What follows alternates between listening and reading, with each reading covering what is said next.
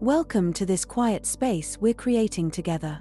Before we begin our gentle journey through history's more somber moments, let's take a few moments to arrive fully in the present, in your body, in this safe space you've created for rest.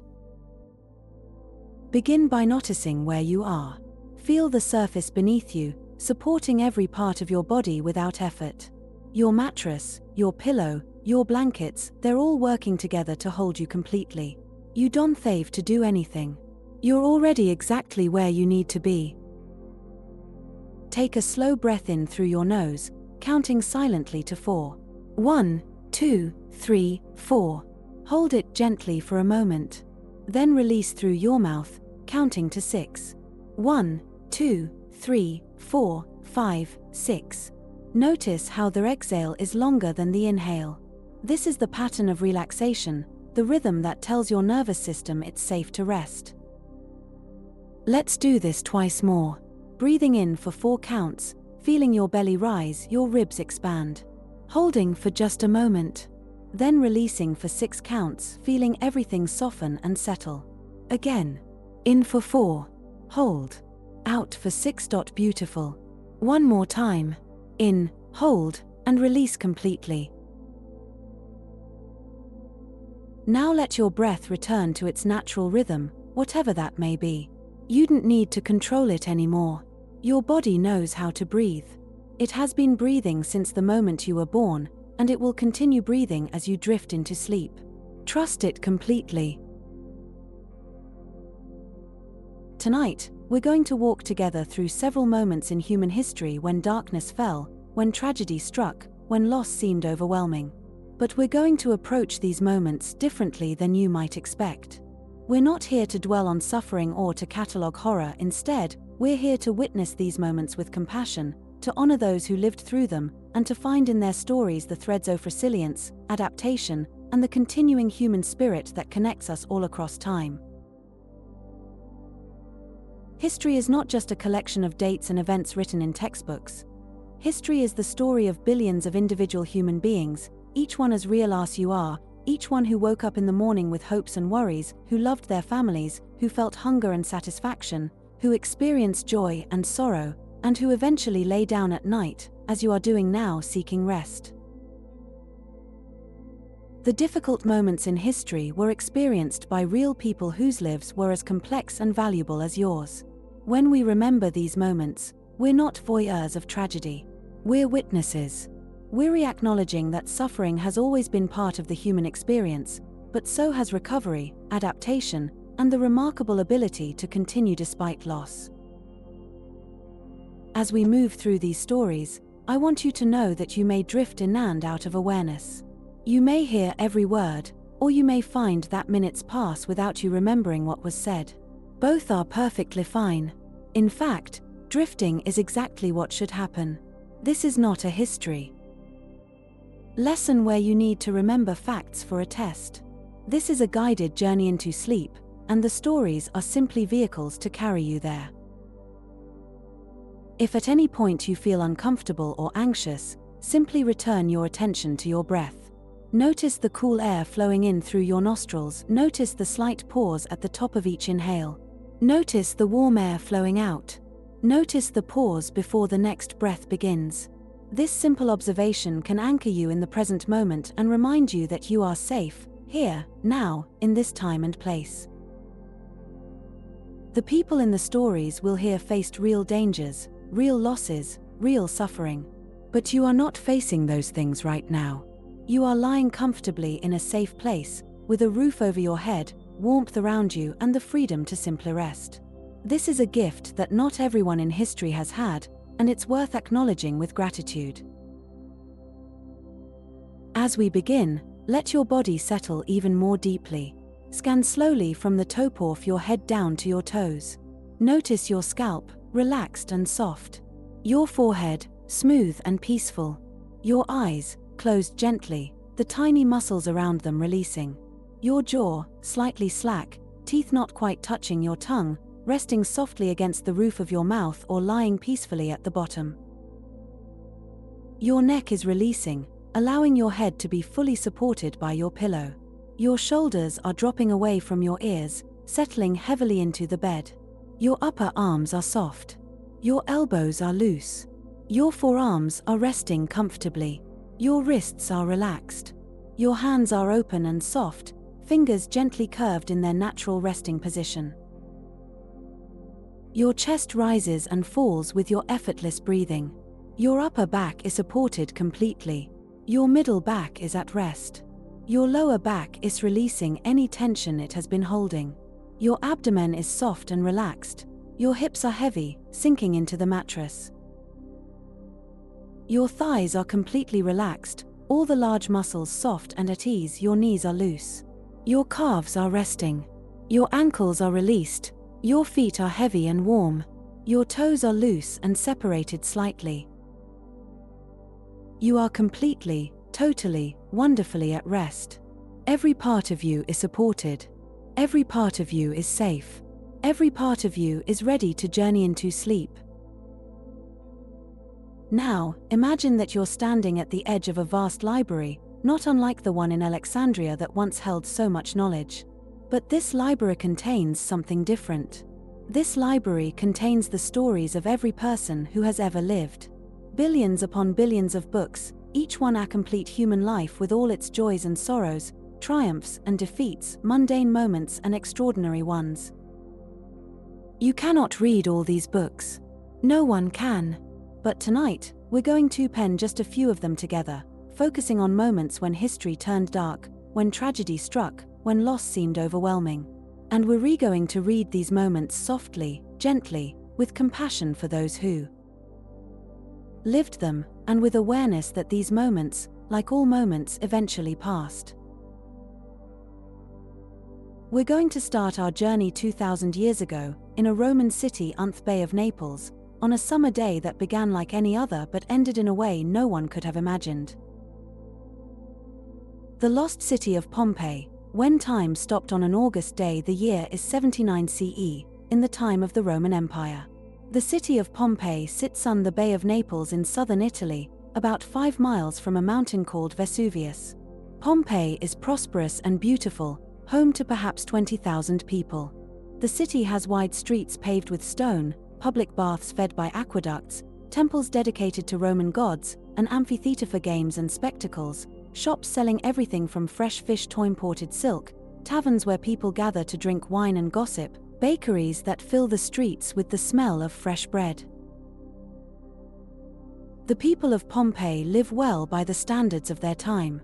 The wealthy have homes with beautiful frescoes painted on the walls, mosaics on the floors, and courtyards with gardens and fountains. The middle classes have smaller but comfortable homes. Even the poor have access to public facilities and entertainment. Life has its difficulties, as it always does, but for most people in Pompeii, life is reasonably good. Mount Vesuvius looms over the region, but no one considers it particularly dangerous. It's been quiet for longer than anyone can remember. The slopes are covered with vineyards. The soil, enriched by ancient volcanic ash, is incredibly fertile. The mountain is simply part of the landscape, beautiful in its own way, providing dramatic backdrop to the bay and the city. But Vesuvius is not extinct. It's dormant, and on August 24th of the year 79 it wakes up.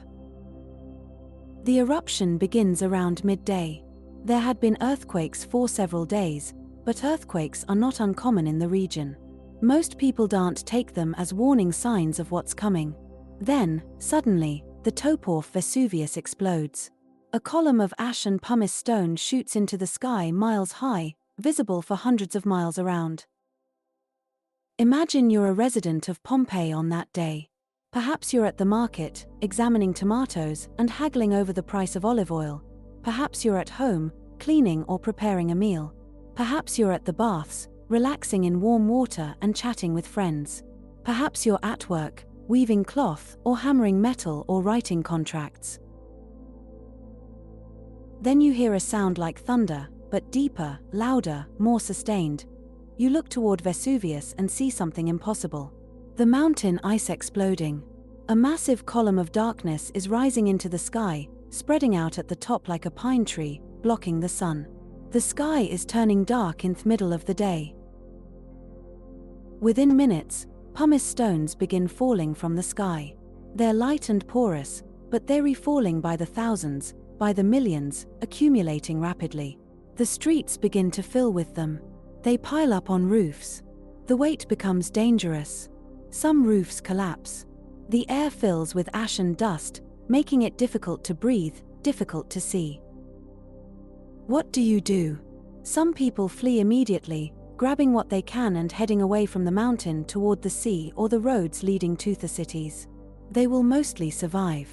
Others take shelter indoors, perhaps believing the eruption will be brief, perhaps paralyzed by fear or confusion, perhaps unable to leave for reasons of health or responsibility. Many of these will not survive. The eruption continues for hours. The column of ash and debris rises higher and higher, eventually reaching more than 20 miles into the sky. Pumice continues to fall. The city is being buried, slowly at first, then more rapidly. The accumulation reaches 6 feet, then 10 feet. Buildings are being buried. Streets are impassable. Night falls, but it's darker than any natural night. The sun is completely blocked. The only light comes from the mountain itself, from the glow of the eruption reflecting off the ash cloud, and from lightning that flickers through the darkness, generated by the volcanic particles colliding in their atmosphere. Then, in the early hours of the next morning, something even more deadly happens. The eruption column collapses. The material that has been shot miles into the sky suddenly falls back toward Earth. But it doesn't fall as individual particles. It falls as a superheated avalanche of gas and rock fragments, what volcanologists now call a pyroclastic surge. This surge moves at tremendous speed, perhaps 100 miles per hour, and it's impossibly hot, perhaps 500 degrees Fahrenheit or more. When the surge reaches Pompeii, it kills instantly. The people who have been sheltering in buildings, hoping to wait out the eruption, die within seconds from the heat. Their bodies are not burned beyond recognition as you might expect. Instead, the extreme heat causes instant death but leaves the bodies relatively intact. They fall where they stand, or where they lie, or where they crouch. And then the ash continues to fall, burying them, burying everything. By the time the eruption ends, Pompeii is gone. Not destroyed in the sense of being burned or knocked down, but simply buried under 20 feet of ash and pumice.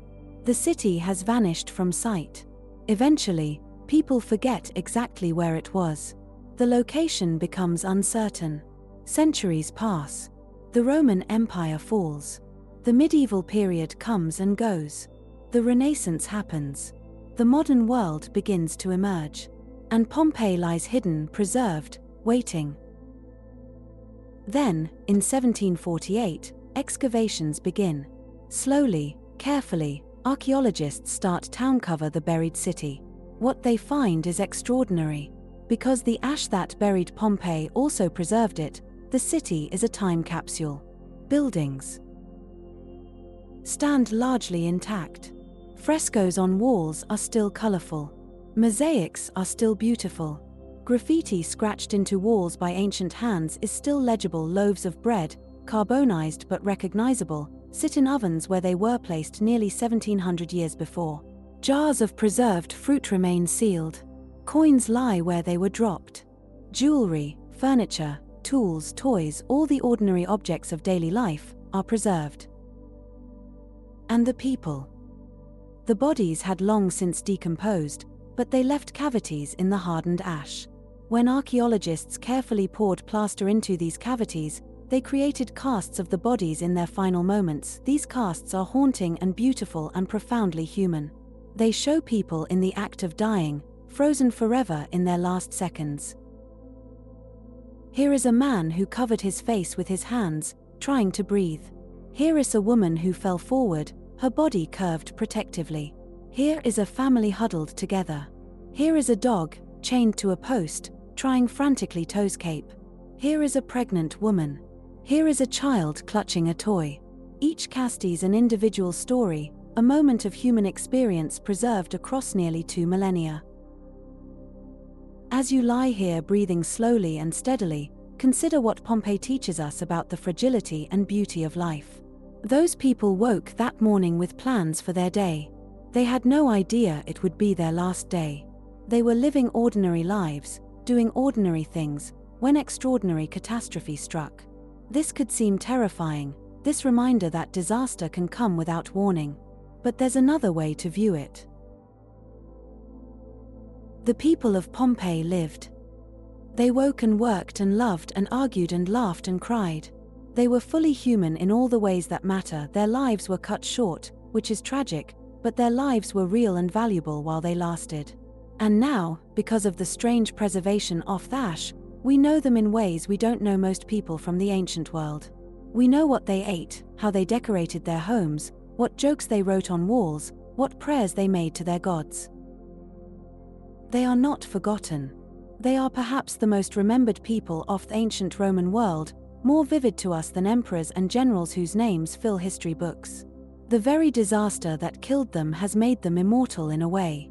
They speak across time, reminding us that they lived, that they mattered, that they were human beings worthy of remembrance and respect.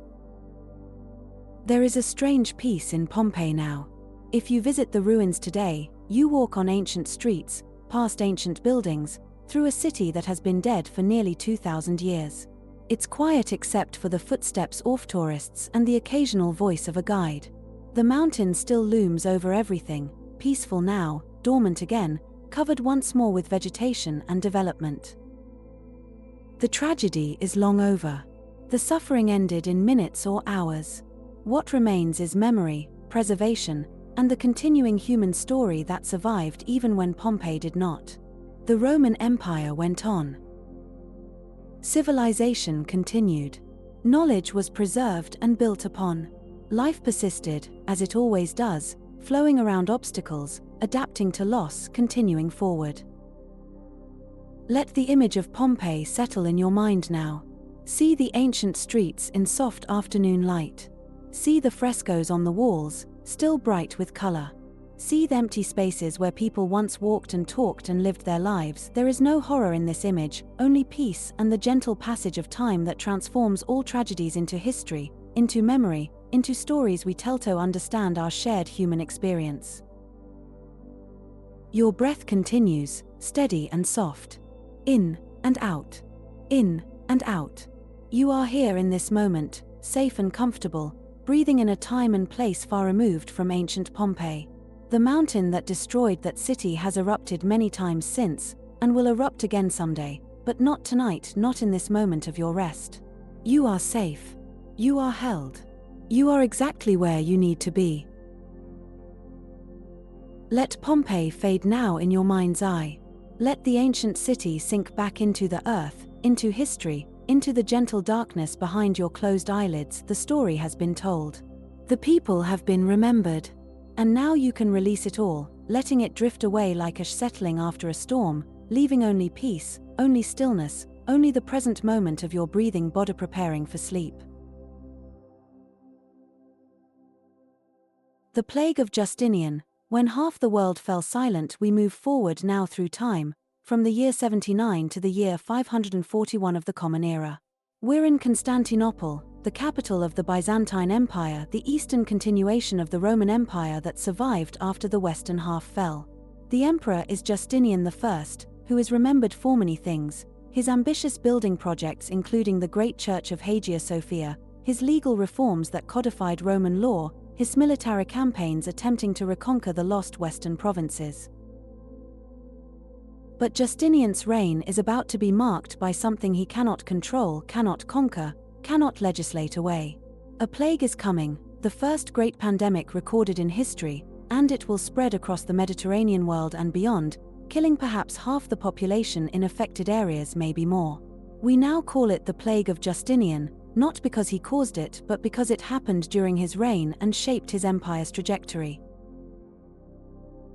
The plague arrives in Constantinople in the spring of 541, probably carried by rats on grain ships coming from Egypt. The disease is bubonic plague caused by the bacterium Yersinia pestis, the same disease that would return in the medieval period as the Black Death. But the people of Constantinople in 541 have no understanding of bacteria or disease transmission. They only know that suddenly, People are getting sick and dying at horrifying rates. The symptoms begin with fever and terrible fatigue. Then swellings appear in the groin, the armpits, behind the ears. These are buboes, infected lymph nodes trying desperately to fight an infection they cannot defeat. The buboes turn black and burst. Delirium sets in. Some people fall into deep sleeps from which they never wake. Some experience hallucinations. With indurus, sometimes within hours of the first symptoms, most victims are dead. Imagine living in Constantinople during this time. You are one of perhaps 500,000 people crowded into a great city, living in close quarters, sharing public spaces, buying food in the same markets, drawing water from the same fountains, attending the same churches and public baths and theaters. This density, this interconnection that makes city life vibrant and dynamic, now becomes a mechanism for death spread. Each morning you wake wondering if this will be the day symptoms appear. You check your body for the telltale swellings. You take your temperature, feeling your forehead with your hand. You ask your family members how they feel. Everyone is afraid to admit to feeling tired or feverish, because those early symptoms might mean death is coming. You go out into the streets because you must. You need food. You need water. You have work to do, or if you don't work, you don't eat. But their streets are changing. They're emptier. Some shops are closed, their owners dead or fled. Some homes have doors marked to indicate plague inside, bodies lie in the streets, too many for the gravediggers to keep up with. The smell of death hangs in the air, mixing with the usual smells of a crowded ancient city. The government tries to respond. Emperor Justinian himself falls ill but survives, one of the fortunate minority whose immune systems successfully fight off the infection. Orders the city authorities to organize proper burial of the dead. Mass graves are dug. When those fill, bodies are taken to towers and fortifications on the outskirts of the city and stacked inside, with roofs removed to allow bodies to be thrown in from above. The historian Procopius, who witnessed the plague, writes that 10,000 people a day are dying at the height of the outbreak. This number may be exaggerated, but even half that would be catastrophic. The economy collapses. With so many dead or sick, there aren't enough people to do essential work. The harvest isn't brought in. Ships don't sail, bakeries close. Markets empty. Panic buying leads to hoarding, which leads to scarcity, which leads to famine on top of plague. Crime increases as social order breaks down. Some people turn to religious extremism, believing the plague is divine punishment. Others abandon religious belief entirely, reasoning that if God exists and allows this horror, he's not worth worshipping. But alongside the chaos and breakdown, there are also acts of profound humanity. Physicians continue treating patients even though they have no effective treatments, and many physicians themselves die from exposure to the sick. Priests continue administering last rites to the dying, hearing confessions, providing comfort even as they too sicken and die. Families care for their sick members rather than abandoning them. Neighbors help neighbors. Strangers show kindness to strangers. Even in the midst of catastrophe, human goodness persists. The plague burns through Constantinople for 4 months, from spring through summer of 541, then begins to fade. Not because anyone found a cure, but simply because it ran out of victims. The survivors emerge into a changed city. Perhaps a third of the population is dead, maybe more. Entire families are gone. Whole neighborhoods are decimated. The great building projects stop for lack of workers. The military campaigns stall for lack of soldiers. The economy struggles to recover for lack of merchants and artisans and farmers. But the plague doesn't stop in Constantinople. It spreads across the Byzantine Empire and into Persia, up into Europe, down into Africa. Anywhere trade routes reach, the plague follows. It will recur in waves over the next 2 centuries, flaring up repeatedly like a fire that's never completely extinguished. The death toll across all these outbreaks is estimated at 25 to 50 million people, maybe more. In some regions, half the population dies. Villages are abandoned. Farmland returns to wilderness. Cities shrink dramatically. The long-term consequences reshape the ancient world. The Byzantine Empire never fully recovers its strength. Justinian's dream of reconquering Western Roman territories has to be abandoned. The Sasanian Persian Empire is similarly weakened. When Islam emerges in Arabia in the next century and Arab armies begin their expansion, they find the great empires of the ancient world exhausted and vulnerable.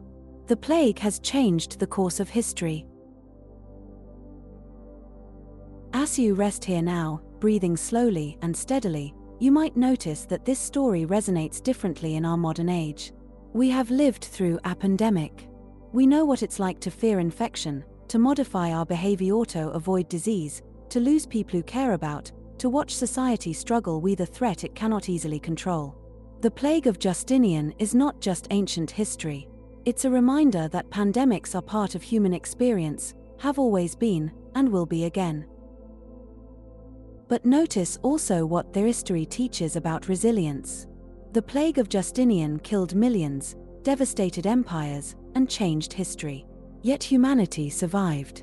Constantinople survived, eventually recovered, and continued as one of the world's great cities for another 900 years. The Byzantine Empire survived for another 900 years after that. The survivors rebuilt. They had children. They created art and literature and philosophy. They continued the human project of making meaning in the face of mortality. Your ancestors survived plagues. They must have, or you wouldn't be here. Somewhere in your lineage are people who lived through the Plague of Justinian, or the Black Death, or smallpox, or cholera, or influenza, or any of the countless epidemics that have swept through human populations. They survived, and their survival made your existence possible. You carry their resilience in your DNA, in your cells, in your capacity to endure difficulty and continue forward. Let the image of Constantinople fade now. See the great city from a distance, the walls and towers and churches and palaces rising above the water. See it not in its moment of crisis but in its moment of recovery, the survivors emerging, beginning again, carrying forward. Life continues. It always does. The plague passed. The dark months ended. And morning came again to Constantinople, as it will come again for you, every day, no matter what darkness the night has brought. Your body is completely relaxed now. Every muscle is soft. Every joint is loose. You are supported completely. You need to hold nothing, control nothing. Just breathe and be and allow yourself to drift further into rest. The story of the plague has been told. The memory has been honored. The dead have been acknowledged. And now it can all fade into the comfortable darkness of your approaching sleep. The Children's Crusade. When innocence walked into history, the year is 1212, in the medieval period, the time of knights and castles, of Christianity dominant in Europe, of feudal societies where most people are peasants working land they don't own, owing service to lords in exchange for protection. The Crusades have been going on for more than a century, military expeditions to the Holy Land aimed at taking Jerusalem from Muslim control. So far there have been several crusades, with mixed results. Jerusalem was captured in the First Crusade, lost again to Saladin, partially regained in the Third Crusade. The whole enterprise has become complicated, expensive, and bloody. In this context, something strange begins to happen in 1212.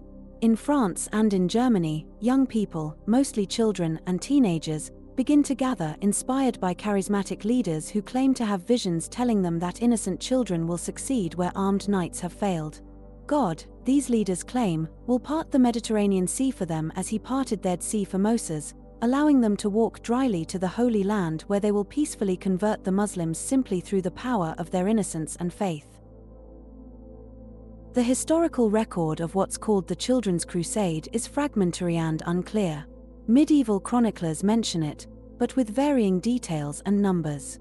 Modern historians debate how much actually happened versus how much is legend.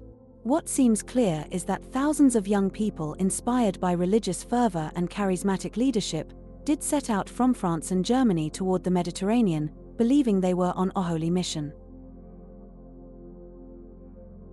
In France, a shepherd boy named Stephen of Cloyes claimed that Jesus appeared to him disguised as a poor pilgrim and gave him a letter for the King of France. Stephen began preaching, attracting followers, mostly young people but also some adults. In Germany, a boy named Nicholas gathered a similar following.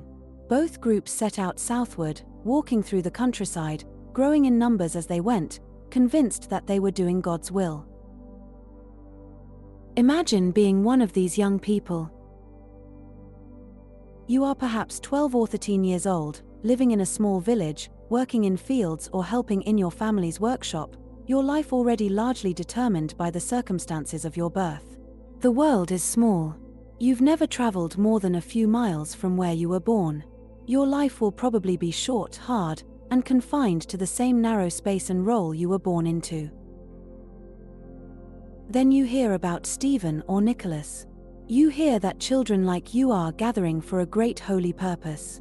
You hear that God is calling young people to do what adults have failed to do. You hear that this is a chance to be part of something meaningful, something important, something that transcends the narrow confines of your ordinary life. The appeal is powerful. This is adventure, purpose, belonging, hope. Maybe your parents object.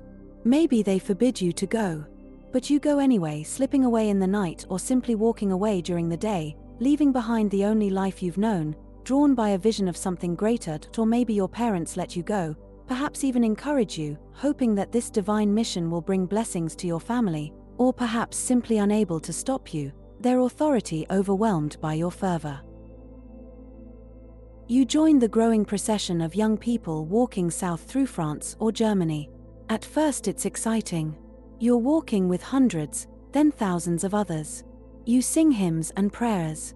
You sleep in fields or in shelter offered by sympathetic townspeople.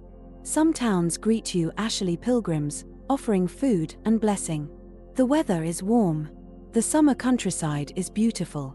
You feel part of something larger than yourself. You feel chosen.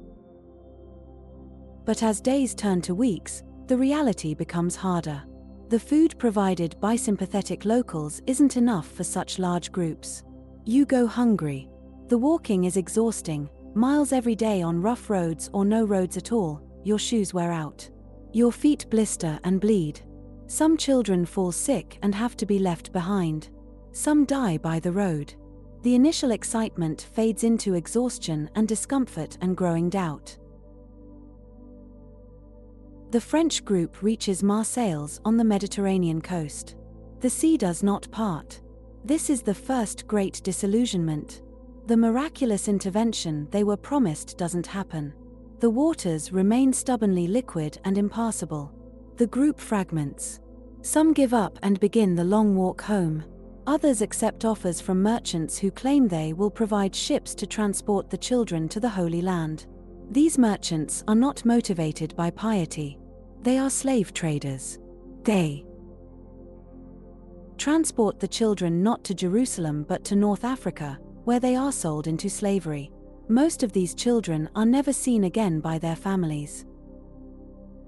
The German group fares no better.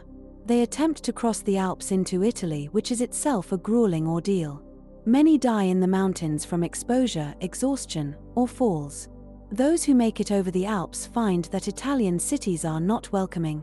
These cities have their own problems and no interest in hosting or feeding thousands of foreign children. Some children are taken in by sympathetic individuals or religious institutions. Some find work. Some turn to begging or theft to survive. Some die of disease or starvation. The Crusade dissolves into tragedy and dispersal.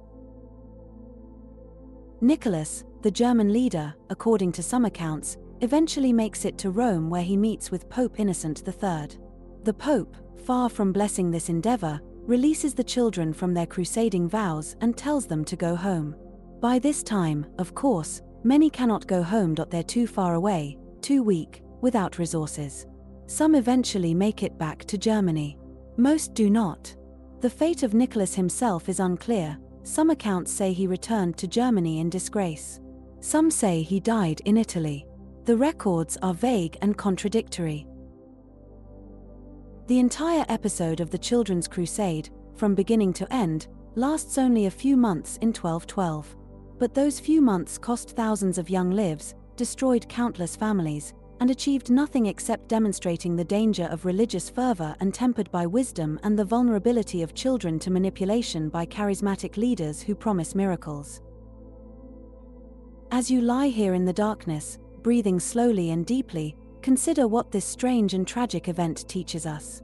It's a reminder of how easily the young can be exploited, how readily hope and faith can be misdirected, how dangerous it is when charismatic individuals lead people toward impossible goals with promises of divine intervention. But it's also a reminder that human beings, even young ones, hunger for meaning, for purpose, for something larger than their ordinary lives. The children who joined the Crusade were not stupid or foolish. They were responding to deep human needs, seeking adventure, community, purpose, transcendence. That these needs were exploited doesn't diminish their legitimacy. It only highlights the responsibility we have to direct them wisely, to channel them toward achievable and ethical goals, to protect the vulnerable from those who would use their idealism for destructive ends. The children who walked south in 1212 are all long dead now, of course. 800 years have passed. Their names are mostly forgotten. Their individual stories are lost.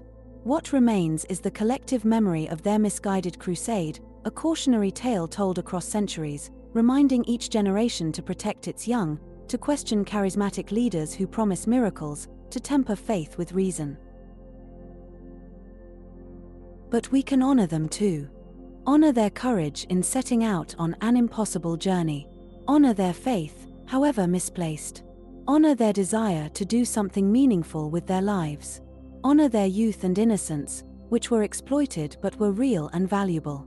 They were human beings who lived and suffered and died. They deserve to be remembered with compassion. Let the image fade now of those processions of young people walking through the medieval countryside, singing their hymns, believing in their mission, not knowing how their journey would end. See them in soft focus, in gentle light, their forms becoming less distinct, their voices fading to silence. They have been remembered. Their story has been told. And now they can rest, as you can rest, in the peace that comes when stories are finished and sleep approaches. Your breathing continues, slow and steady. Your body is completely relaxed. Your mind is drifting peacefully. The children's crusade is long over. The children have long since returned to dust, their molecules recycled into other life, their energy returned to the universe. Nothing of their suffering remains except memory, and even that memory grows softer and more distant with each passing century. Let it grow soft for you too now. Let it fade into the gentle darkness of your sleep. The Little Ice Age. When winter lengthened across centuries, we step now into a different kind of historical darkness, not a single catastrophic event but a slow change in climate that lasted for centuries. The Little Ice Age is the name given to a period of cooling that affected the Northern Hemisphere from roughly 1300 to 1850, with the coldest periods occurring between 1645 and 1715. During this time, global temperatures dropped by perhaps 1 or 2 degrees Celsius on average. This doesn't sound like much, but the effects were profound and far-reaching. Before the Little Ice Age began, Europe had experienced what's called the medieval warm period, a time of relatively mild temperatures that had allowed agriculture. But around 1300, the climate began to cool. Summers became shorter and wetter. Winters became longer and colder.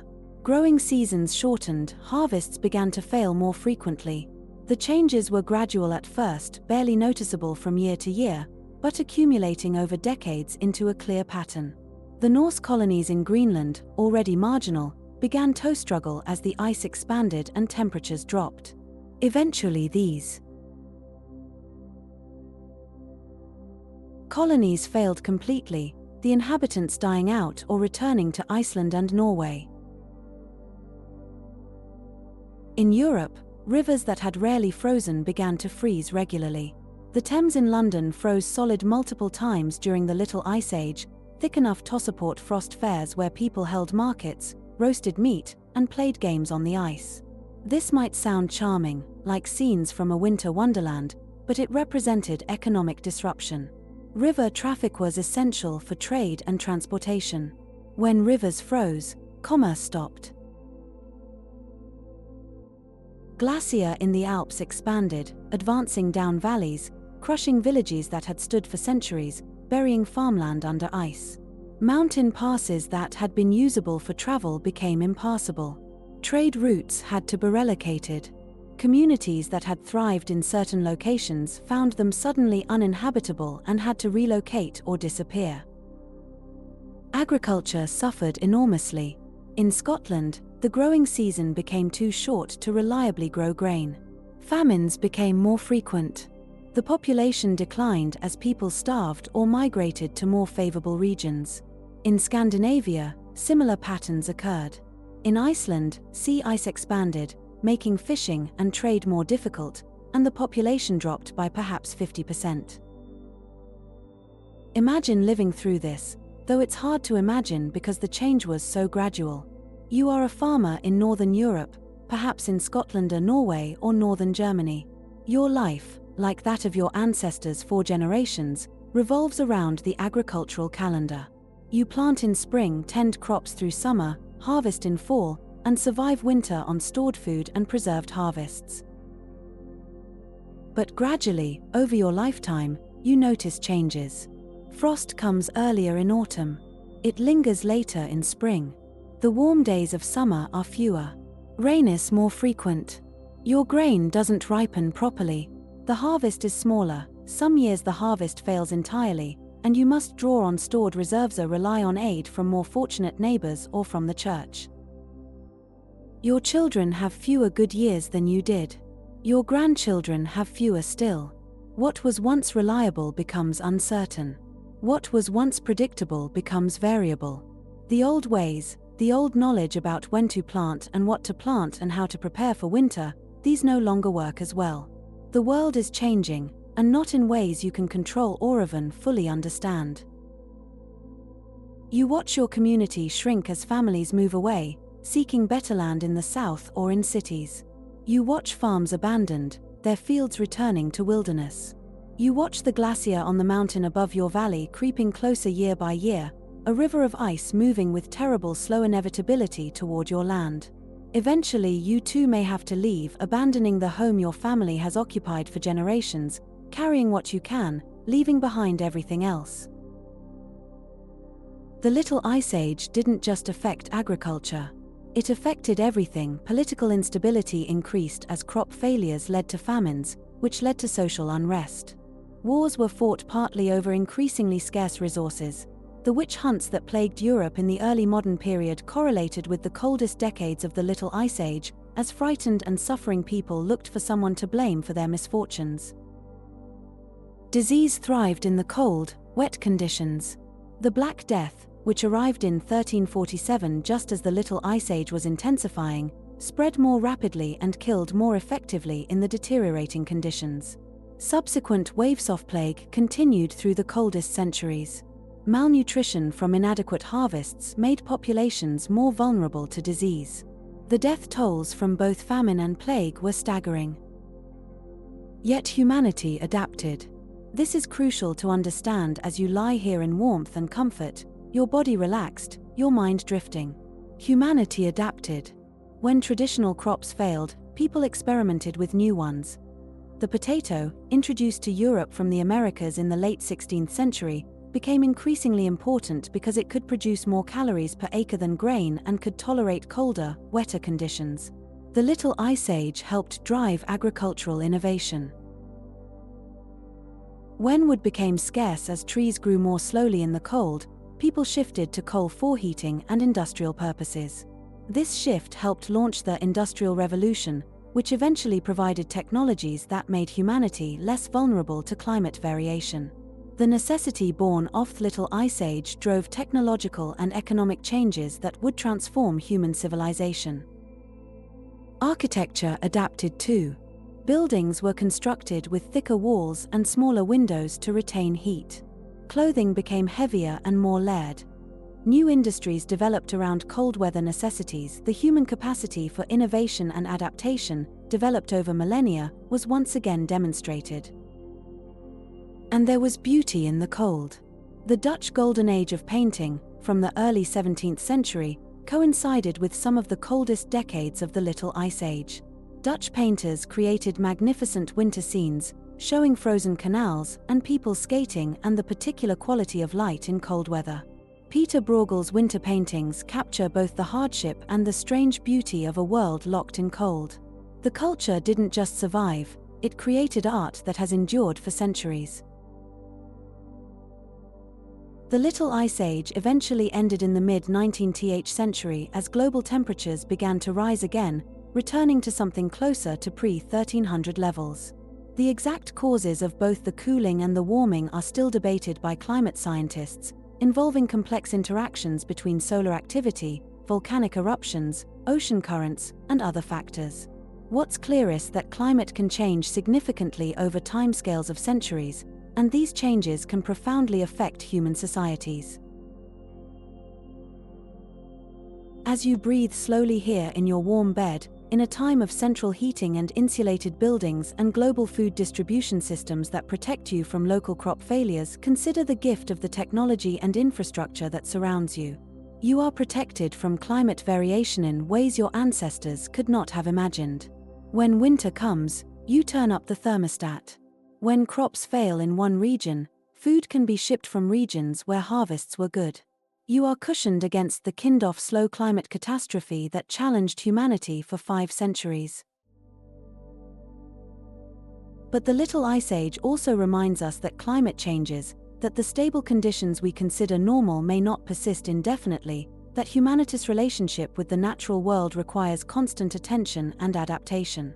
We are living now in a period of rapid climate change in the opposite direction, with temperatures rising. The challenges are different, but the lesson remains: we must pay attention, adapt, and work together to survive environmental changes that no individual can control. Let the image of the Little Ice Age settle gently in your mind now. See a winter landscape, snow-covered and still. See a frozen river, people in heavy cloaks moving carefully across the ice. See smoke rising from chimneys, families gathered around fires, surviving another cold winter through community and resourcefulness. See the glacier, magnificent and terrible, moving slowly down from the mountains. See all of this in soft focus, distant and peaceful, no longer threatening, just a memory of a time when humans endured cold centuries and emerged on the other side, still creating, still adapting, still continuing. Your body is warm. You don't need to worry about freezing. You don't need to worry about your harvest failing or your river freezing or your home being crushed by advancing ice. Those specific fears are long past. The Little Ice Age is over, and you are safe here in this modern moment, comfortable and protected, free to simply rest and sleep and restore yourself for tomorrow. Let the winter landscape fade into white, then into the darkness behind your closed eyelids, then into nothing but the peace of your breathing and the approaching gift of sleep.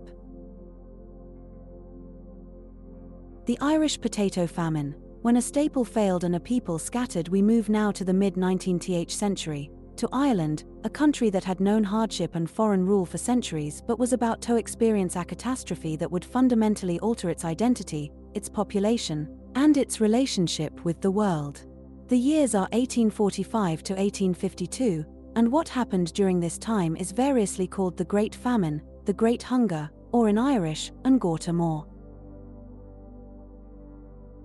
Ireland in the early 1840s had a population of approximately 8 million people, making it one of the most densely populated countries in Europe. The majority of the population lived in rural areas, working as tenant farmers on land they did not own, paying rent to landlords who were often English and often absentee. The system was deeply unjust, but it was the reality people had adapted to over generations. The Irish diet depended heavily, almost entirely for many poor families, on a single crop, the potato. This might seem like a dangerous lack of diversity, and it was, but there were reasons for it. Potatoes produced more nutrition per acre than any grain crop. A family could feed itself on the potatoes grown on a small plot of land. The potato had allowed Ireland's population to grow rapidly since its introduction. It was the foundation of survival for millions. Then, in the fall of 1845, a blight appeared. Phytophthora infestans, a water mold that causes potato late blight, arrived in Ireland, probably from North America via ships carrying infected potatoes. The blight spreads rapidly in wet, cool conditions, and Ireland's climate was perfect for it. The pathogen attacks potato plants, turning the leaves and stems black and rotting the tubers in the ground or in storage. Imagine you are a farmer in Western Ireland in September 1845. You've planted your potatoes in spring, as you do every year. You've tended them through the summer. The plants looked healthy, grew strong. You're anticipating the harvest that will feed your family through the winter. Then one morning you go out to your field and something is wrong. The potato plants have turned black overnight. They're rotting where they stand, giving off a terrible smell. You dig up some potatoes and they're mushy and inedible. You check your neighbor's fields and the same thing has happened to them. You walk to the next village and it's the same everywhere. The entire potato crop across Ireland is failing, not from frost or drought or any familiar cause, but from this strange blight that appeared from nowhere. Within weeks, most of the potato crop for 1845 is destroyed. Families are left without their main food source. And winter is coming. The British government, which ruled Ireland at the time, did provide some relief during the first winter. Grain was imported and sold at subsidized prices. Public works projects were organized to provide employment and wages so people could buy food. These measures, though inadequate, helped many survive the first year. There was hope that the blight had been a one-time event, that the next year's crop would be healthy. But the blight returned in 1846, worse than before, and again in 1847, and 1848, and beyond. For 6 years, the potato crop failed repeatedly each year. Hope returned when spring came and people planted again. Each year, hope was destroyed when fall came and the blight struck again. The relentless repetition of failure was psychologically devastating on top of the physical suffering. The death toll was enormous. Historians estimate that approximately 1 million people died during the famine years, from starvation and from diseases that prey on malnourished, weakened populations, typhus, dysentery, cholera, and others. But the demographic impact was far greater than the death toll because another million or more people emigrated, fleeing Ireland to escape the catastrophe. These emigrants, desperate and poor, crowded onto ships sailing to America, Canada, Australia, wherever they could go. The conditions on these ships were often horrific. Overcrowded, unsanitary, with inadequate food and water, disease spread rapidly. Many ships became known as coffin ships because so many passengers died during the voyage and were buried at sea.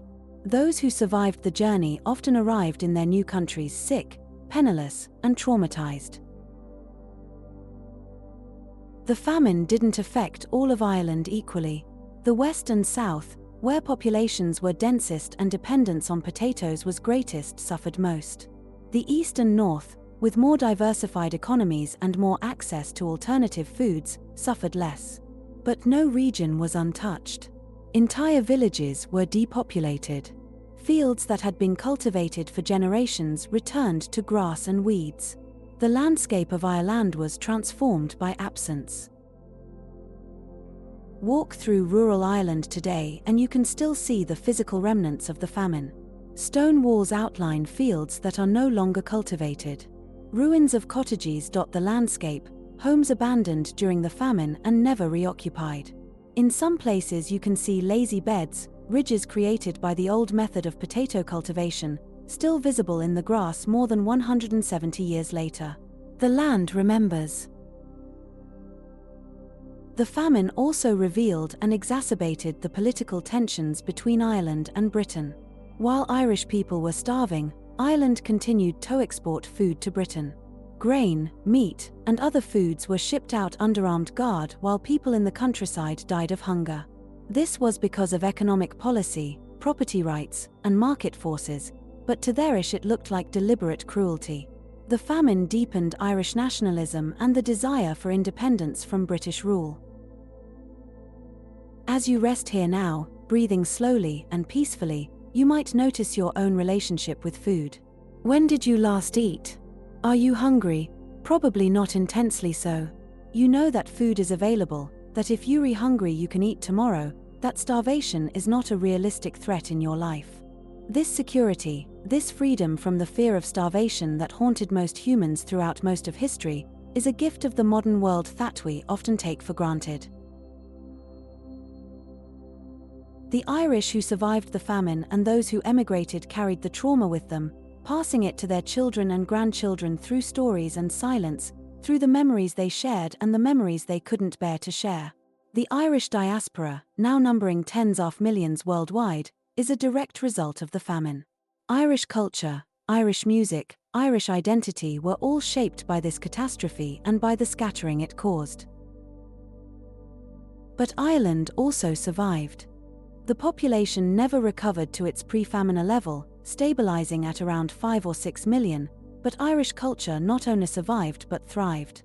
The late 19th and early 20th centuries saw an Irish cultural renaissance, a revival of Irish language and literature and music. Ireland eventually gained independence from Britain. The trauma was real and lasting, but it didn't destroy the Irish identity. If anything, it strengthened it. The potato blight itself eventually became less devastating as new potato varieties were developed that had some resistance to the pathogen. Agricultural science advanced. Practices improved. Diversity in crops increased so that no single failure could cause such catastrophe again. The specific conditions that made the famine possible, reliance on a single crop combined with political and economic systems that prevented effective response, these were gradually addressed. Let the image of famine-era Ireland fade gently now in your mind. See the green fields, beautiful even in their emptiness. See the stone walls and ruined cottages, silent memorials to those who left or died. See the ocean where the coffin ships sailed, carrying desperate emigrants to uncertain futures. See all of this with compassion, with acknowledgement of suffering, but also with awareness that this too passed, that Ireland recovered, that life continued, that the human story went on despite tragedy. Your own ancestors, wherever they came from, likely experienced famine at some point. Crop failures, famines, and hunger were common throughout human history. You carry within you the resilience of those who survived, who endured hunger and found ways to continue, whose survival made your existence possible. You are the inheritor of countless acts of endurance and determination. And now you can rest, fed and warm and safe, in a time and place where famine is largely a historical memory rather than a present threat. This a gift. Receive it gratefully. Let go of any guilt about your own abundance, simply appreciate it, and let that appreciation deepen your rest. You are safe. You are fed. You can sleep without fear of waking to hunger. This is not something to take lightly. It is something to recognize with gratitude as you drift deeper into the peace of sleep.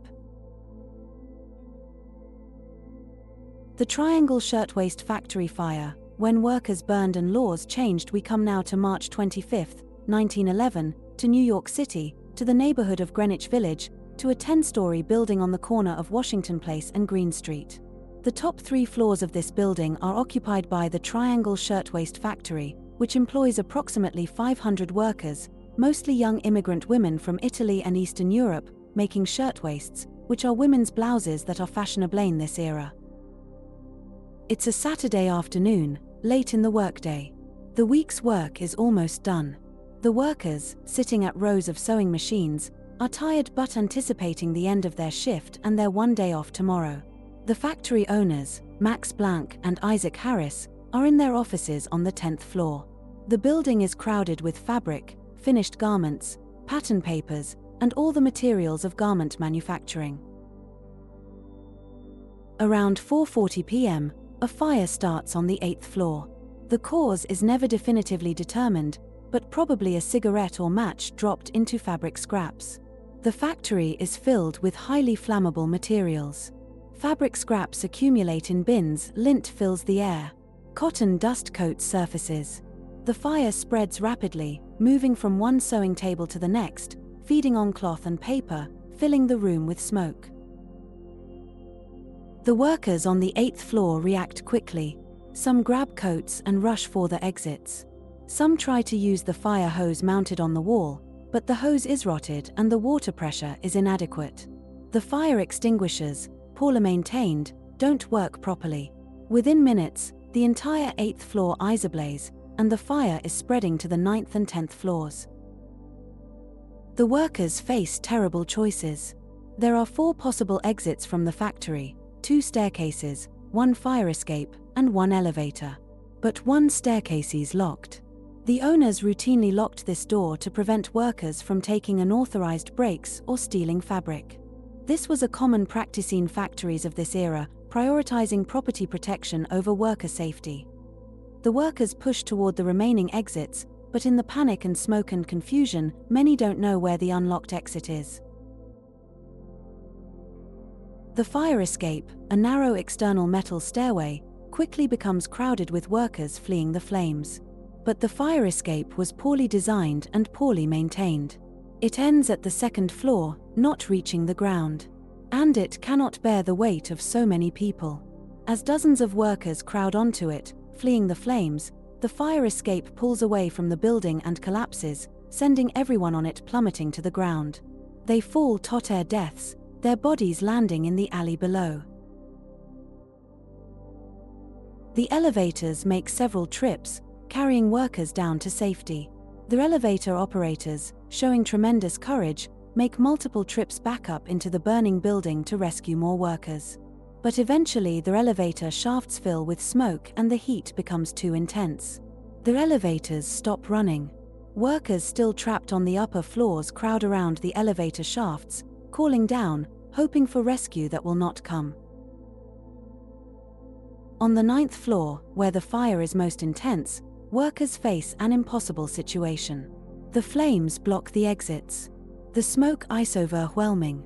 The heat is unbearable. Windows face Washington Place and Green Street, looking down on the street 9 floors below. Some workers make the agonizing decision to jump rather than burn. One by one, then in groups, young women appear at the windows and leap. Imagine being on the street below. You hear the fire alarms. You see smoke pouring from the upper floors of the building. A crowd gathers, looking up. Then you see something that your mind initially cannot process. A person falling from a high window. Then another. Then another. The firefighters arrive and spread nets, trying to catch the falling workers, but people falling from such height hit with too much force. The nets tear. The firefighters themselves are knocked down. The bodies hit the pavement with terrible force. The witnesses on the street are traumatized by what they see. One reporter writes that he saw a young man help several young women to the window ledge, then watch as they jumped, then climb out himself and hang by his hands from the windowsill for a moment before letting go and falling. Another witness describes seeing 2 young women appear at a window together, embrace, kiss, then jump together, holding each other as they fell. The fire burns for less than 30 minutes. By the time firefighters get it under control, 146 workers are dead, 123 women and girls, and 23 men. Most died from smoke inhalation or from burning. Some died in their elevator shaft, having jumped down the shaft hoping to land on top of an elevator car. Dozens died from the falls, either from the collapsed fire escape or from jumping from windows. It is one of the deadliest industrial disasters in American history. The bodies are taken to a temporary morgue set up on a pier. Family members arrive to identify their dead. Many of the victims are young, some in their teens. They came from immigrant families who depended on their wages. They died at work, doing nothing wrong, simply trying to earn a living. Their deaths are senseless, preventable, the result of negligence and greed prioritized over safety. The owners, Blank and Harris, are tried for manslaughter. The prosecution argues that the locked door caused deaths, that the owners are criminally responsible. The defense argues that the owners didn't know the door was locked, that it was locked by a manager without their knowledge. The jury acquits them. The owners face no criminal consequences. They do eventually pay small civil settlements to some victims' families, $75 per deceased victim. They collect insurance money that exceeds their losses, actually profiting from the fire. The public outrage is enormous. The trial and acquittal make clear that existing laws are inadequate to protect workers or to punish those whose negligence causes deaths. This outrage becomes a catalyst for change. Within weeks, New York State creates the Factory Investigating Commission, which conducts extensive inspections of factories throughout the state and documents dangerous conditions everywhere. Over the next several years, New York passes dozens of new laws reforming workplace safety. Other states follow. These laws require regular fire drills, unlocked exits, adequate fire escapes, fire extinguishers, sprinkler systems, limits on working hours, prohibitions on child labor, and many other protections. The Triangle Fire becomes a turning point in American labor law. The deaths, while they cannot be undone, lead to changes that save countless lives in the decades that follow. The International Ladies Garment Workers Union, which had been organizing workers in the garment industry, gained strength and membership after the fire. Workers realize that collective organization is necessary to force employers to prioritize safety. The labor movement grows. Working conditions gradually improve, not out of employer benevolence but out of worker organization and legal requirements. As you lie here in comfortable safety, in a building that is required by law to have fire exits and sprinkler systems and smoke detectors and regular inspections, you are protected by regulations that came from tragedies like the Triangle Fire. Every safety feature you take for granted, every protection that feels like common sense, these had to be fought for, often paid for with lives lost in preventable disasters. The young women who died in the Triangle Fire did not die meaninglessly. Their deaths sparked changes that made workplaces safer for millions of workers who came after them. This doesn't make their deaths less tragic. It doesn't restore them to their families.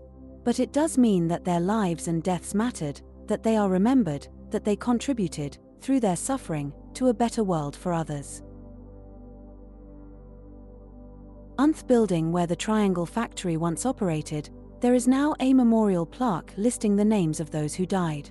Each name represents a person who was real, who had hopes and dreams, who was loved by family, who went to work that Saturday not knowing it would be their last day. Reading their names, you're struck by how many are Italian or Jewish immigrants or children of immigrants, people who came to America seeking better lives and who died in a building that was supposed to provide opportunity but instead provided only death. Let their memory settle gently in your awareness now. See them not in their moment of death but in their moment of life, sitting at their sewing machines, talking with their friends, planning for their futures, young and full of potential. See them as they were, as they deserved to be remembered, as human beings whose lives had value. Honor them by acknowledging that their deaths led to changes, that something good came from something terrible, that their suffering was not entirely in vain. And now let the image fade. Let the fire extinguish. Let the smoke clear. Let the memorial fade into the gentle darkness behind your closed eyelids. The history has been told. The names have been spoken. The dead have been honored. And you can rest, protected by the laws and systems that their deaths helped create, safe in a world that learned from their tragedy, sleeping peacefully as they never could again after that March day in 1911. Your breath is slow and steady. Your body is completely relaxed. You are warm and safe and protected. The Triangle Fire is long over. The building still stands but has been repurposed. New York continues. The garment industry continues, though much changed. And you continue your own journey towards sleep, carrying with you the awareness that the world you inhabit was shaped by countless events, tragic and triumphant, and that every safety you enjoy was earned by someone, somewhere, whose suffering contributed to your protection. The Halifax explosion. When a harbour became a battlefield, we travel now to December 6, 1917, to Halifax, Nova Scotia, on the eastern coast of Canada. The First World War has been raging in Europe for more than 3 years. Halifax is an important port city, serving as a gathering point for convoys of ships carrying troops and supplies across the Atlantic to the European theatre. The harbour is busy with military and civilian vessels coming and going constantly. On this December morning, 2 ships are navigating the narrow strait that connects Halifax harbour to the Outer Bay. The SS Mont Blanc is a French cargo ship, but it's not carrying ordinary cargo. It's loaded with explosives: 300 tons of picric acid, 200 tons of TNT, 35 tons of benzol, and 10 tons of gun cotton. This combination makes the Mont Blanc essentially a floating bomb, the most dangerous ship in the harbour, though from the outside it looks like an ordinary cargo vessel. The SS IMO is a Norwegian ship, travelling in ballast, meaning empty, heading out to New York to pick up relief supplies for Belgium. The IMO is flying neutral flags and is on a mission of mercy, but on this morning it will play a catastrophic role in one of history's largest pre-nuclear explosions. The 2 ships are approaching each other in the Narrows, the tight channel leading into the harbour. Through a series of miscommunications and navigational errors, they're on a collision course. Both ships signal to each other, but the signals are misunderstood or ignored. Both ships take evasive action, but they turn the wrong directions. Instead of avoiding each other, they draw closer. At approximately 8:45 a.m., the IMO strikes the Mont Blanc on the starboard side, breaching the hull. The collision isn't particularly violent as ship collisions go. No one dies from the impact itself. But the IMO's bow strikes exactly the wrong place on the Mont Blanc, rupturing barrels of benzol, which spills onto the deck and into the hold where other explosives are stored. Sparks from the metal-on-metal contact ignite the benzol. The Mont Blanc catches fire. The crew, knowing what cargo they were carrying, knowing that fire plus those particular explosives equals catastrophic explosion, immediately abandon ship. They lower lifeboats and row frantically away from the burning vessel, shouting warnings in French to anyone who will listen. But most people in Halifax don't speak French and don't understand the warnings. The Mont Blanc, now abandoned and on fire, drifts toward the Halifax shore. People in Halifax see the burning ship and gather to watch, having no idea of the danger. The fire is spectacular, with flames and black smoke pouring from the vessel. It's a remarkable sight, and hundreds, perhaps thousands of people stop what they're doing to look. Some go to waterfront areas for a better view. Some stand at windows watching. Children press their faces to windows. It's like a show, something exciting breaking up the routine of an ordinary Thursday morning. Firefighters respond, their horse-drawn fire engine racing toward the waterfront. These are brave men, professionals, doing their duty, heading toward the danger that everyone else is simply watching. They arrive at the pier where the Mont Blanc has drifted and begin to prepare their equipment, perhaps hoping to board the burning vessel or at least to prevent it from spreading fire to the pier and nearby buildings. At 9:04:35 a.m., exactly, according to a clock in a nearby building that stopped at that moment, the Mont Blanc explodes. The explosion is beyond description, really, beyond the capacity of language to convey. It releases energy equivalent to roughly 2.9 kilotons of TNT. This makes it the largest artificial explosion before the atomic bombs of 1945. The sound is heard hundreds of miles away. The pressure wave is felt across Nova Scotia and into Prince Edward Island. The blast completely vaporizes the Mont Blanc. The anchor shank, weighing more than half a ton, is thrown 2 miles inland. The cannon from the ship lands nearly 4 miles away. In Halifax, the devastation is apocalyptic. The explosion creates a pressure wave that travels outward at more than 1,000 meters per second. Every building within a half-mile radius of the explosion is completely destroyed, leveled to foundations, or simply blown away entirely. Buildings 2 miles away are damaged. Windows shatter 6 miles away. The north end of Halifax, the working-class neighborhood closest to the explosion, essentially ceases to exist. Wooden houses are splintered into kindling. Brick buildings collapse. People inside buildings are crushed by collapsing structures or impaled by flying glass and debris. The firefighters who had responded to the fire are killed instantly, vaporized by the explosion, leaving only fragments of their fire engine as evidence they were ever there. The explosion also creates a tsunami. The water in the harbor is displaced by the blast, creating a wave up to 60 feet high that surges up into the harbor, smashing ships against docks, washing away waterfront buildings, drowning people who had survived the initial blast. The wave then recedes, sucking debris and victims back into the harbor, then surges forward again, repeating the destruction.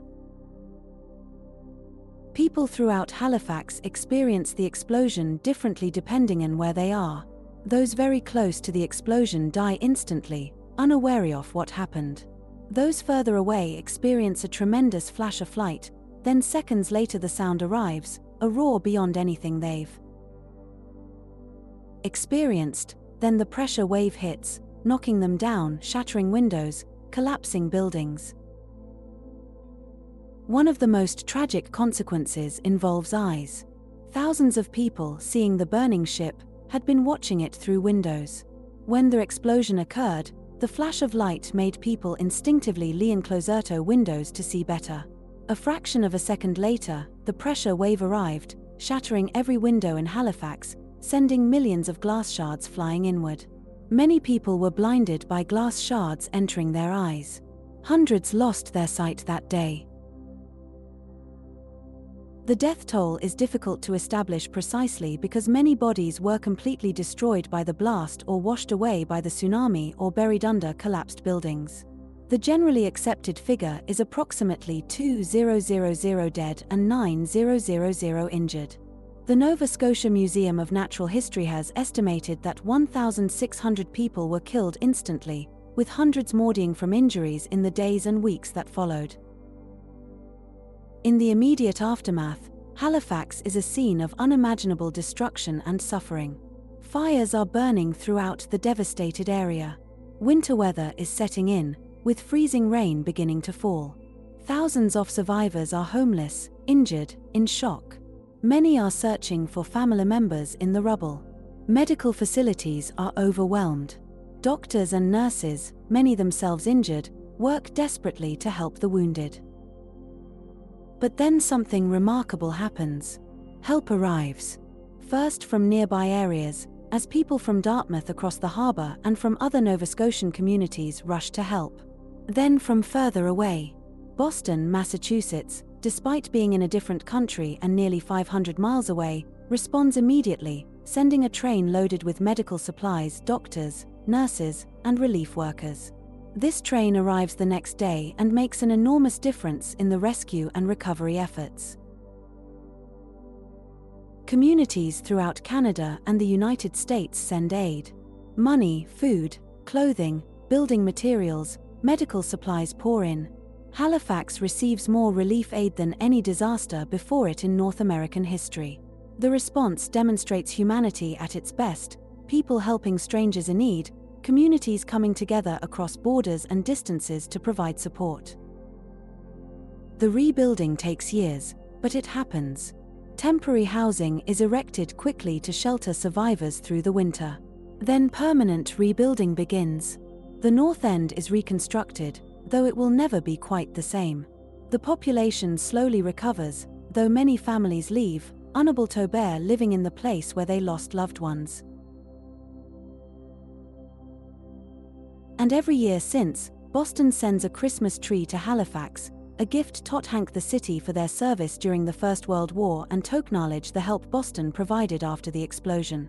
This tradition continues to this day, a living reminder of the bonds created by shared tragedy and mutual aid. As you rest here now, breathing slowly and peacefully, consider what the Halifax explosion teaches about both the fragility of safety and the resilience of community. In an instant, an ordinary morning became catastrophic. Thousands of lives were ended or forever changed. But the survivors rebuilt. The city recovered. Life continued, scarred but not destroyed, changed but not ended. You live in a world where industrial accidents, though not eliminated, are much less common than they were in 1917. Safety protocols, regulations, communication systems, all have improved. The specific circumstances that led to the Halifax explosion, with a ship full of explosives navigating a crowded harbor without proper warnings or precautions, these would not be allowed today. The lessons of Halifax, like the lessons of Triangle and so many other disasters, have been learned and applied to make the world safer. Let the image of Halifax fade now in your mind. See the harbor peaceful again, the city rebuilt, the memorial parks where the devastated North End once stood. See the Christmas tree that Boston sends each year, standing in the city center, lights twinkling in the winter darkness, a symbol of connection and care that transcends tragedy. See all of this softly, peacefully, with compassion for those who suffered and admiration for those who helped and rebuilt. Your breathing continues, slow and natural. Your body is completely relaxed, every muscle soft, every joint loose. You are safe from explosions, from collapsing buildings, from tsunamis. You are protected by modern safety systems and by the accumulated wisdom of disasters past. The Halifax explosion is long over, the harbor is peaceful, and you can rest deeply, securely, allowing sleep to approach as gently as a harbor fog rolling gin on a quiet evening.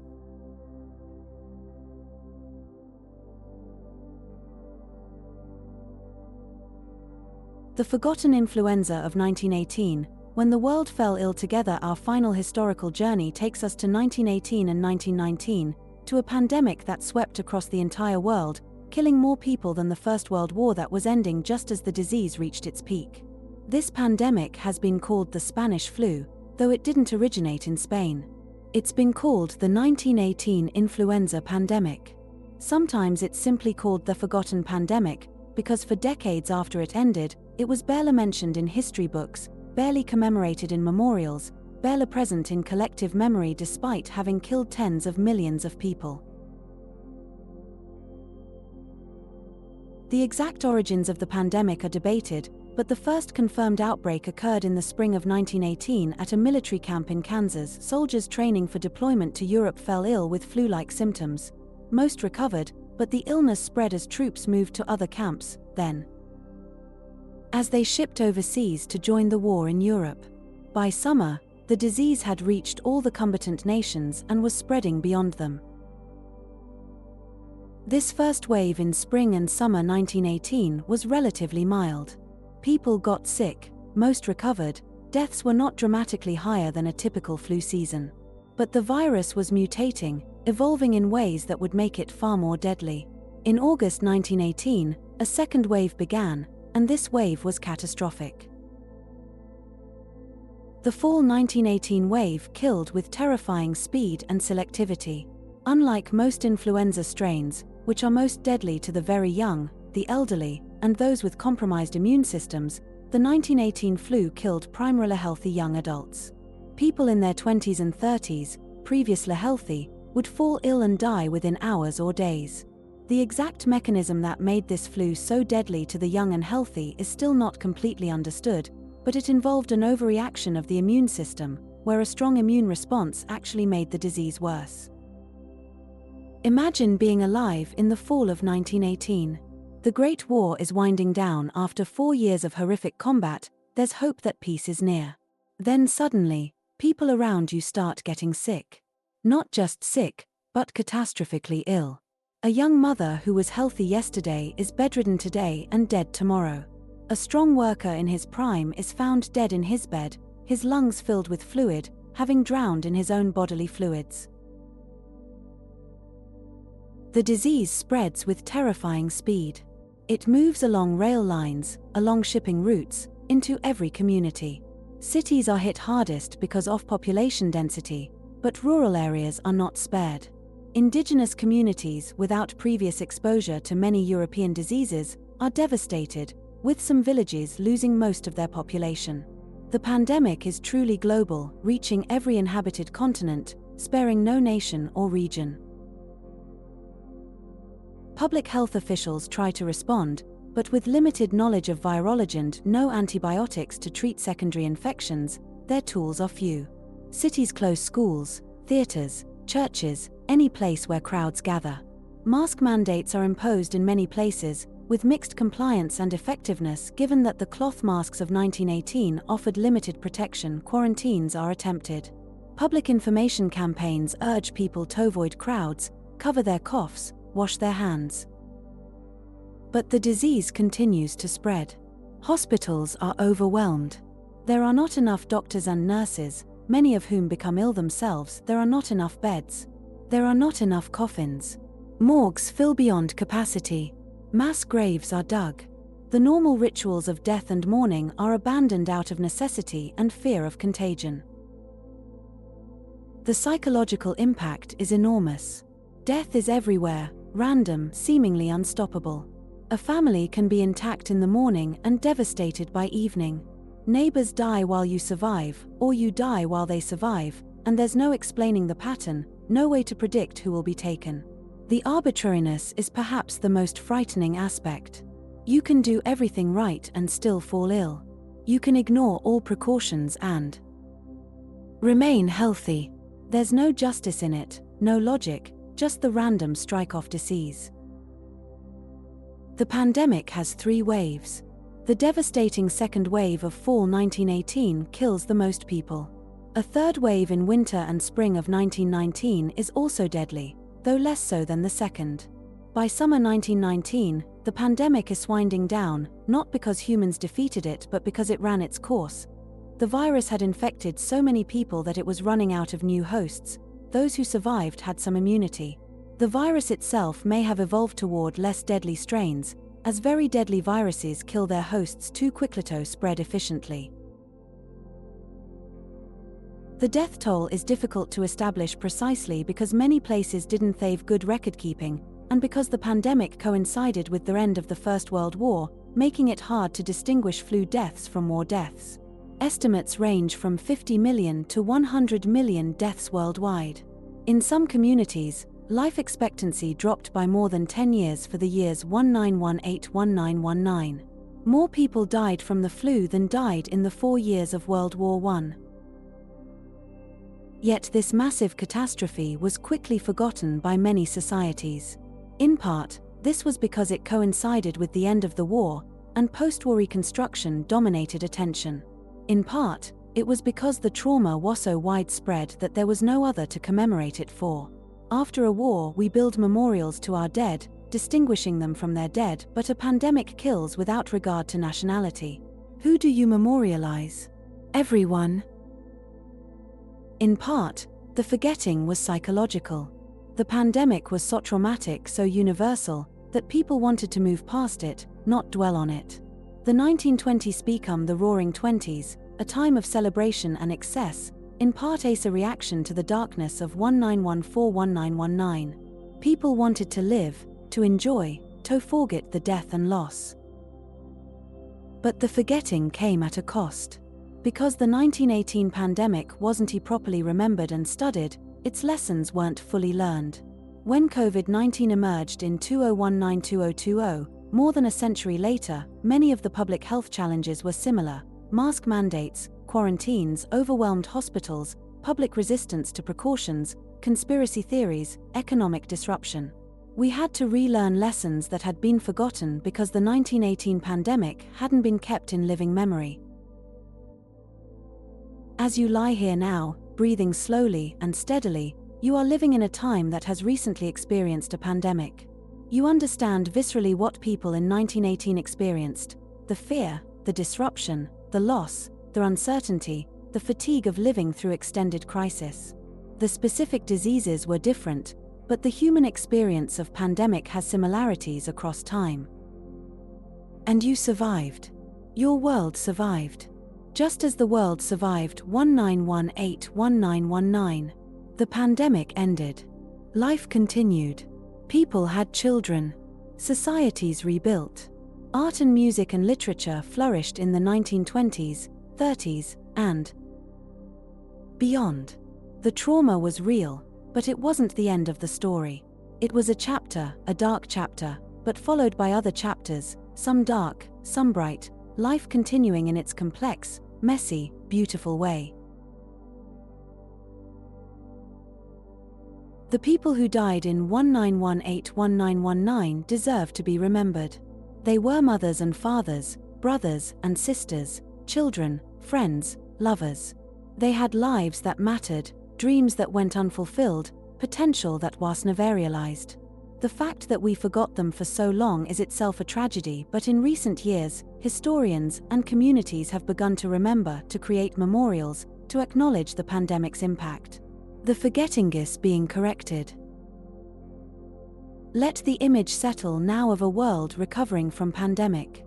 See people emerging from their homes as the crisis passes, tentatively at first, then with growing confidence.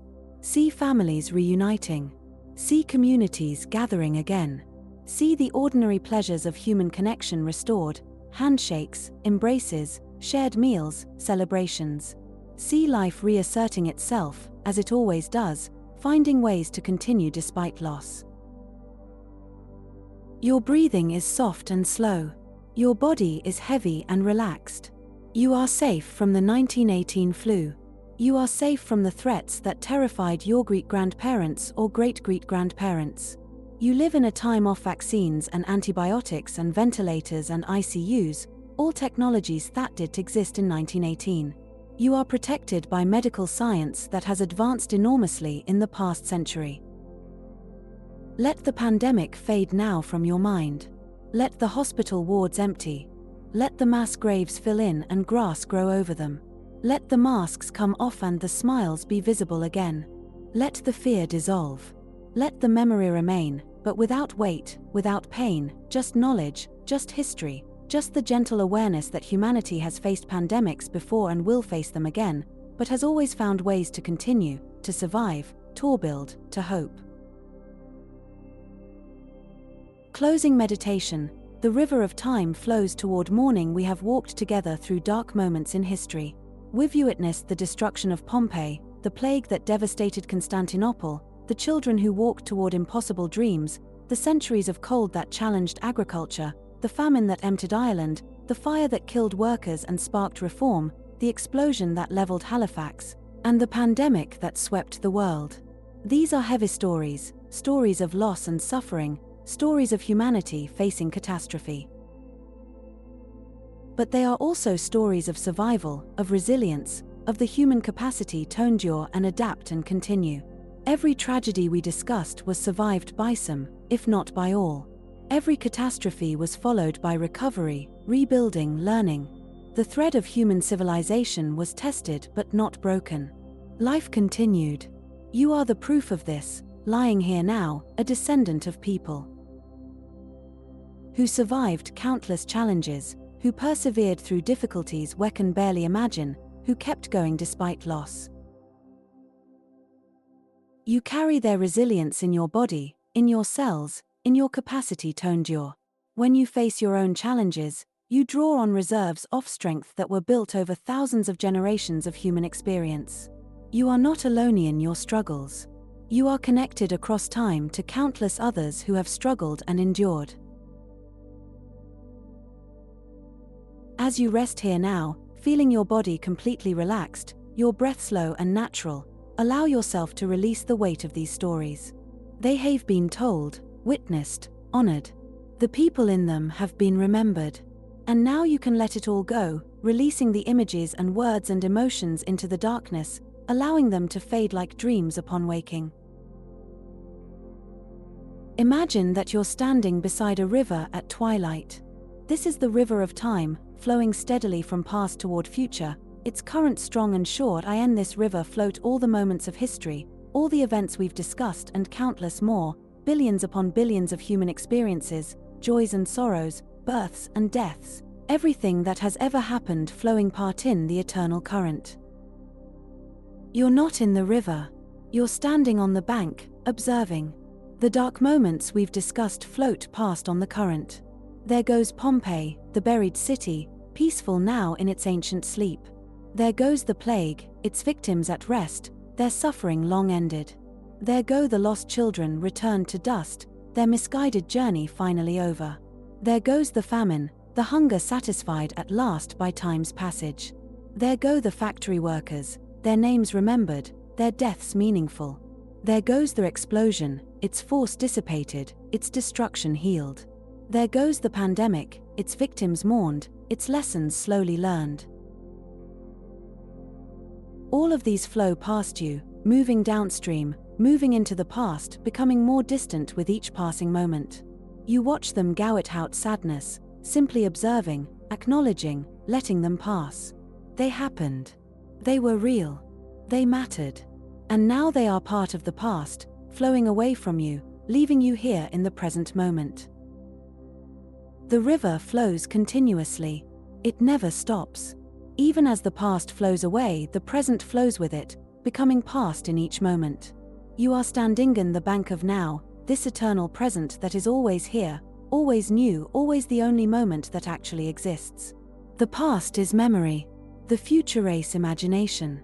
Only now is real, and now is where you are, breathing, resting, safe. Feel the ground solid beneath your feet as you stand beside the river. Actually, no, you're not standing anymore. You're lying down, aren't you? You're in your bed, your body supported completely, your head on your pillow, your blankets around you. The river was a metaphor, an image, but now even that image is fading.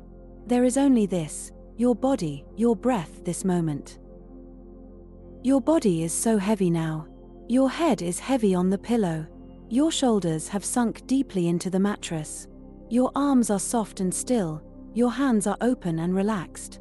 Your chest rises and falls with your effortless breathing. Your abdomen is soft.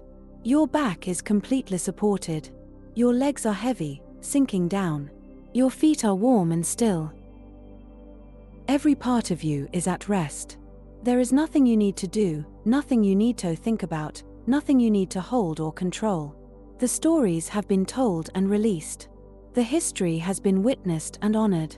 The dark moments have been acknowledged and let go. You are free now to simply be, to simply breathe, to simply rest. If you're still aware of these words, that's fine. If you've already drifted away into sleep, that's fine too. There's no right way to do this, no goal to achieve. You're simply allowing yourself to be carried by the natural rhythms of your body toward sleep, toward rest, toward the restoration that every body needs every night. Your breath is the gentlest thing now, barely noticeable, just a soft whisper of air moving in and out. Your heartbeat is slow and steady, a quiet drum in your chest, counting out the seconds, marking time, keeping you alive without any effort or thought from you. You are a living being, participating in the ancient rhythm of life, the cycle of waking and sleeping that all animals share, the daily surrender to unconsciousness that renews us for the next day. The darkness behind your closed eyelids is complete and comfortable. It's not a threatening darkness. It's the darkness of a safe cave, of a warm cocoon, of a peaceful night with no storms, no threats, no disturbances. You are held by this darkness. You are protected by it. You can surrender to it completely. Let go of any remaining thoughts. If your mind is still generating words or images, just notice them without engaging. Let them be like clouds drifting across a sky, appearing and disappearing, requiring nothing from you. You don't need to follow them. You don't need to analyze them. Just let them drift past while you rest in the stillness beneath them. Let go of your identity. You don't need to be anyone right now. You don't need to maintain any role or persona. You can release your name, your personality, your history, all the stories you tell yourself about who you are for these hours of sleep.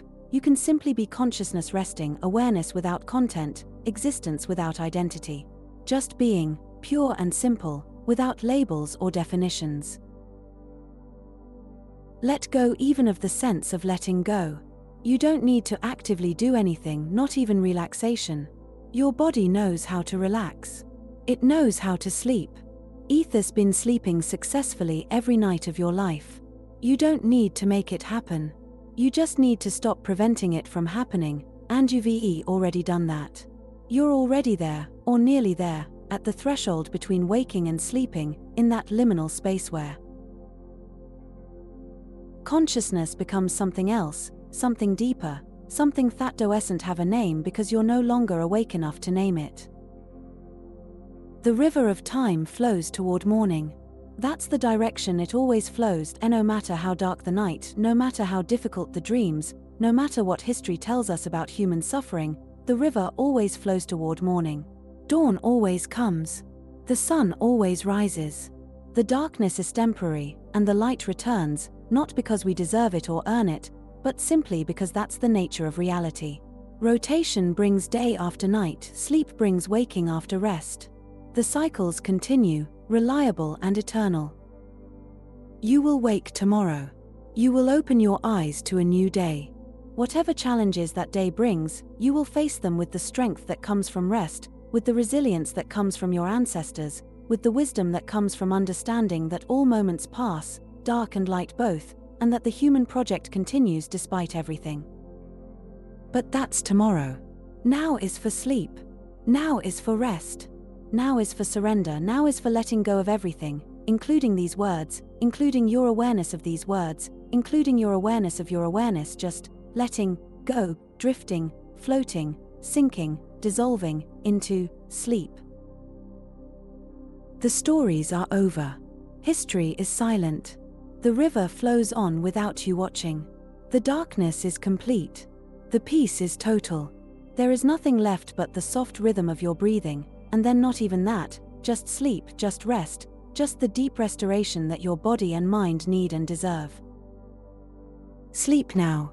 Let everything go. You are safe. You are held. You are exactly where you need to be. The dark moments in history have passed.